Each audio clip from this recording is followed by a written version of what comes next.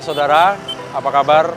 Saya Bambang Kalitus, senang sekali bisa berjumpai Anda dalam Sapa Redaksi On Location. Pada kesempatan kali ini, Sapa Redaksi On Location berada di seputaran Ubud. Nah, kami redaksi ingin menyiapkan narasumber yang akan berbincang atau membahas terkait peluang industri musik tradisional di internasional. Nah, kita akan bincang-bincang mengapa ini perlu, mengapa ini penting, supaya musik tradisional, dalam hal ini adalah musik tradisional Indonesia, bisa mendunia dan mendapat tempat di pasar industri musik dunia. Ikut saya, Bambang Kalitus, dalam Sapa Redaksi On Location.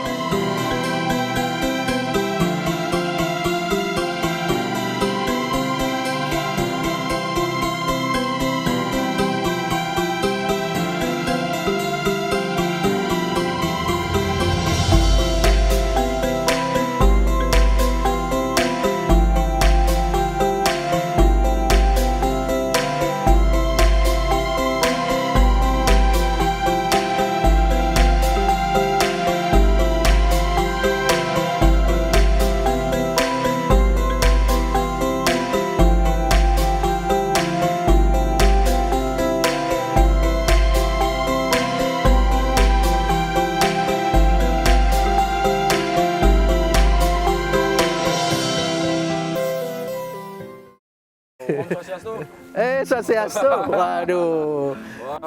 Kompas TV Dewata nih ya. Oke. Tumben ada di Ubud ini ya. Iya. Ini nih orang pantai.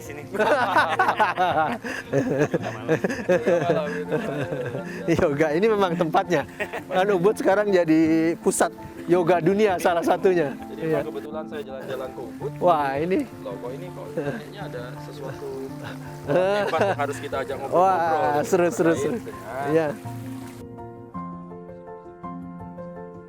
Om Franky sana. Ya, aku tengah ya. Bung Syas, Aku ya. di mana? Ya, di tengah sini. Ya. Waduh, ini luar biasa nih. Taman kita nih. Wah. Museum Puri Lukisan. Baik. Indah banget ya. Oke. Baru pertama kali sini. Baik. Pertama kali. Saya harus menyapa pemirsa dulu. Silakan. Oh ya. Baik saudara, seperti yang di awal tadi saya datang ke Ubud, kemudian bertemu dengan sahabat-sahabat lama saya sebetulnya. Tapi ada yang baru juga kalau Bung Ras ini. Kalau dengan Om Franky ini sudah cukup tahu lah gitu ya. Saya selalu ya Om Franky ya. Alhamdulillah. Bung Ras Muhammad mungkin. Saya kenalin dulu, jadi Franky Raden. Jadi Franky Raden ini apa ya boleh dikatakan? Musikus atau pemerhati musik juga, juga ya. Pemain musik juga. Kenapa? Komposer juga. Jadi ya piawai lah di bidang musik-musik. Tapi nanti kita akan bahas itu. Kemudian ada Ras Muhammad. Kalau ke teman-teman tahu, Ras Muhammad ini genrenya yang sangat dikenal adalah reggae Indonesia, gitu kan. Nah, mengapa beliau ini ada di Ubud? Nah, kita mau ngobrol gitu ya. Ini baru ini. Tapi terima kasih, sehat selalu ya Om ya. Ya, Astungkara. Astungkara, alhamdulillah.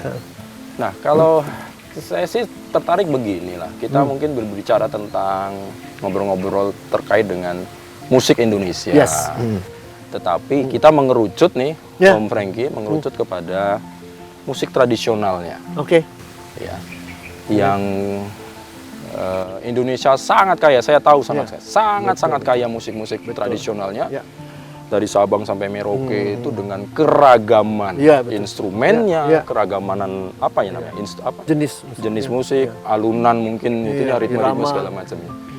Bung Franky, saya ke Bung Franky dulu. Bung Franky, kalau kita melihat potretnya musik tradisional kalau kita misalnya di Indonesia ini seperti apa sih sebetulnya, Bung? Wah, ini keluar biasaannya itu seperti apa gitu? Nah, ini memang bukan karena saya orang musik ya.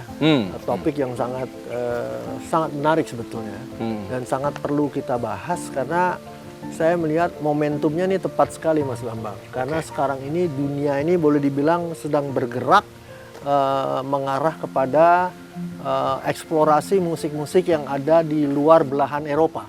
maupun Amerika. Nah, otomatis kan ke Asia ya, ke Afrika juga mereka sudah terlalu lama mengeksplor Afrika, sudah hampir habis juga itu. Nah, justru yang belum dieksplor ini Asia. Asia. Ya, dan kebetulan kita benua yang paling kaya kan. Penduduknya aja Asia tuh berapa lebih dari Cina, India ya, Indonesia itu udah 2 miliar ya.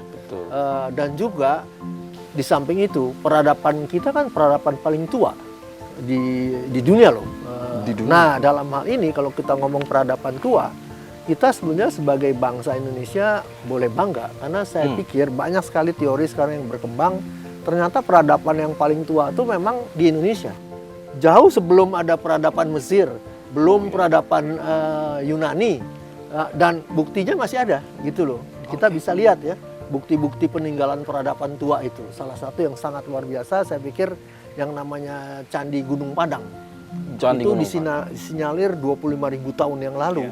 Keberadaannya bisa membuat itu sebuah struktur di Jawa Barat ya. Belum lagi yang namanya saya kebetulan kerjaannya keluyuran di seluruh Indonesia nih.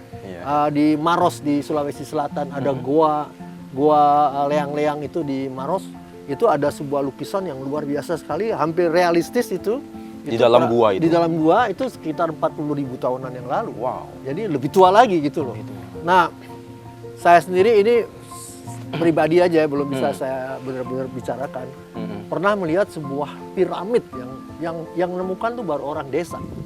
Saya lihat ini beneran piramid, beneran dari jauh kayak gunung, tapi begitu kita lihat, wah ini bangunan piramid ada ditutupi, struktur piramid banget, ditutupi masih sama pohon-pohonan, jadi masih kayak bukit gitu, tapi itu bukan bukit gitu loh. Dan masyarakat sana sudah menemukan, tapi di daerah mana? Masih dirahasiakan. Indonesia Timur, Indonesia Tengah? Di Sulawesi, di Sumatera. Oh, di Sumatera. Masih dirahasiakan. Nah, ini bayangan saya kalau ini benar-benar satu saat dibongkar ya, waduh itu luar biasa. Nah, jadi dengan bisa kebayang Mas Bambang dengan adanya peradaban kita yang begitu tua, tentu aja peradaban selalu ada unsur bunyi ya, nggak bisa dilepas tuh. Apalagi sebelum bahasa lahir, kan kita berkomunikasi melalui bunyi. Iya, dari bunyi itu dia berkembang menjadi sebuah bisa melodi, bisa ritme, bisa segala macam. Nah itulah yang kita bilang musik sebetulnya.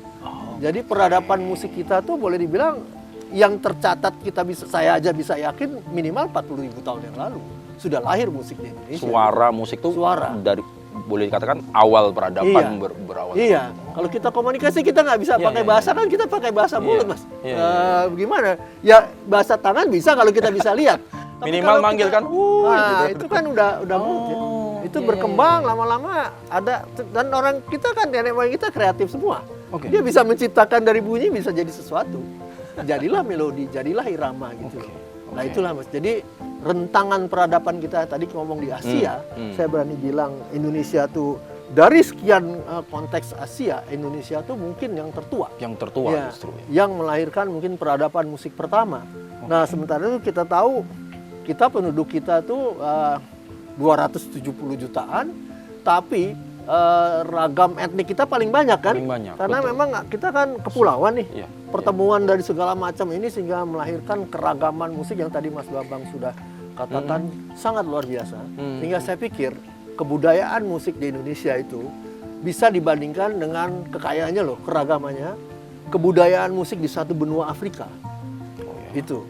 Perbandingannya hanya itu. Nggak bisa, kalau cuma satu negara nggak ada apa-apanya negara itu. Tapi kalau bandingin satu benua Afrika mungkin sedikit sejajar. Apple to apple ya, nah, sedikit itu. Apple to apple. Jadi gitu ya. Kebayang tuh kekayaannya kayak gitu. Jadi memang suku bangsa kita tahu sekian banyak suku bangsa di Indonesia ini, dia masing-masing punya ciri khas musiknya masing-masing. Iya, sangat khas. Oke. Nah, sebelum saya lanjut ke Om Franky, saya ke Bung Ras. Bung Ras, kalau sebagai anak muda, kita belum sekarang dengan dunia modern ya, belum. Udah dia. Mewakili yang muda maksudnya. Kadang-kala kan tradisional itu identik dengan tua masalahnya. Ini yang harus kita rubah ya. Betul, ternyata enggak. Nah, kalau melihat dari musik-musik di tradisional kalau kita bahasa musik tradisionalnya di Indonesia. Sepengetahuan atau sepandangan dari Bung Ras, seperti apa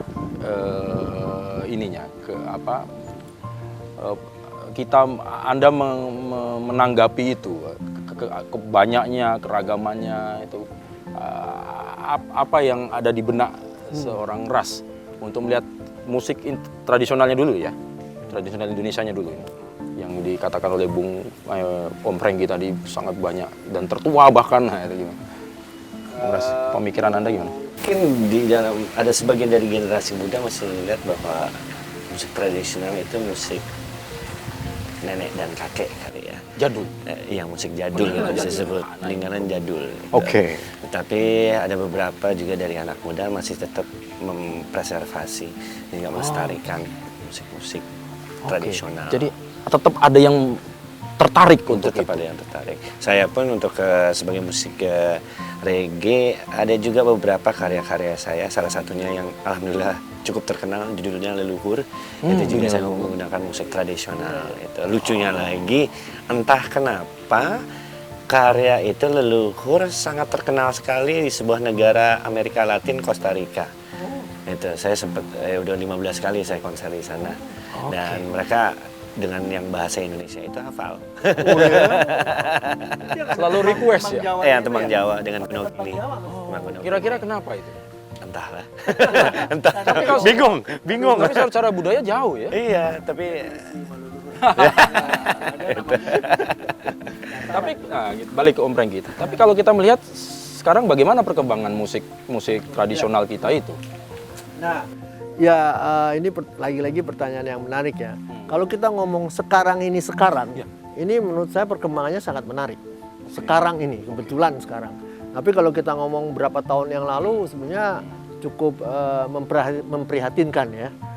Sekarang ini, saya bukan menginikan pemerintahan Jokowi ya, tapi Jokowi ini memang menugaskan orang-orang yang sangat punya concern dengan masalah kebudayaan. Dalam hal ini tentu saja Direktorat Jenderal Kebudayaan ya.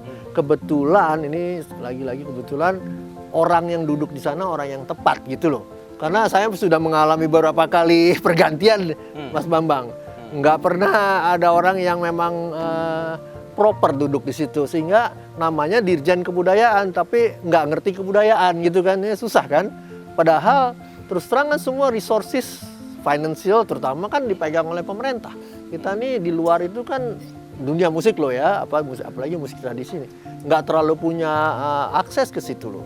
Jadi memang mau nggak mau kita mengharapkan ada dari pihak pemerintah yang punya pemahaman tentang pentingnya ini gitu loh. Nah inilah yang saya bilang, kalau kita ngomong sekarang ini saya sangat senang sekali gitu loh. Tapi pada saat zamannya Orde Baru katakanlah, waduh agak baru bilang nggak stagnasi tuh, Mas. Nggak ada sama sekali perkembangan, harapan apa sama sekali nggak ada gitu loh. Untuk ini. Tapi sekarang diabaikan, banyak sekali, hampir tidak pernah. Iya, nggak pernah digubris itu gitu loh. Nah inilah saya bilang ya. Sekarang ini menjadi sangat menarik karena kita bisa melihat, artinya bukan pemerintah pusat aja loh Mas, pemerintah provinsi di mana-mana, bahkan kabupaten tuh, ya Bali sih tentu aja ya, karena ada pekan kebudayaan Bali, kesenian Bali dari udah lama yang memang, tapi Bali konsentrasinya lebih kepada Bali aja gitu loh. Kalau yang lain-lain mereka lebih terbuka gitu loh. Ini saya tidak bermaksud dan mana petik menyalahkan Bali, enggak, karena Bali memang tradisinya masih kuat. Di Bali aja nggak habis-habis itu. Tapi kalau di tempat-tempat lain sudah mulai menipis kan, sehingga mereka perlu terus terang dukungan dari kebudayaan menipis lain. Ini bisa menghilang maksudnya. Menghilang. Karena ya. Tidak ada tempat untuk Mas. Iya, benar sekali. Tidak ada regenerasi dilakukan. Benar sekali. Ya, dan juga Mas Bambang bisa lihat kebudayaan kesenian kita kan kalau di Bali menyatu dengan agama kan, dengan bagian dari proses masyarakat beragama di sini. Nggak bisa enggak itu. Kalau kita ke pura ya kita harus dengar gamelan gitu loh. Iya, jadi dia nggak akan bisa hilang itu. Nah pada saat itu sudah terputus ya, nah itu kecenderungan menjadi makin lama kan menjadi makin fading gitu loh ya. Itu aja Mas, menjadi masalah. Menarik. Ya. Nah, nanti kita lanjutkan Om Franky sama Bu Ras. Ya. Tapi nanti kita di segmen yang kedua ini saya ke Bung Ras. Nanti akan menanyakan bagaimana. Kan literasi yang saya lihat Anda usia 10 tahun sudah go ke Iya. Amerika. Iya, Nah, iya. kita saya akan menanya sesuatu kepada Anda setelah ini. Menarik. Pengalaman Saudara, dia ini New Yorker. Nah, New York. New York itu istilahnya Mekahnya kesenian, Nah, Mas Bambang. Nah, oke, ini baik. ini orang Mekah dia. Siap. Nah, Baik dia saudara, ngomong- jangan saya- kemana-mana. Tetap dalam Sapa Redaksi On Location semakin seru sepertinya. Setelah yang satu ini.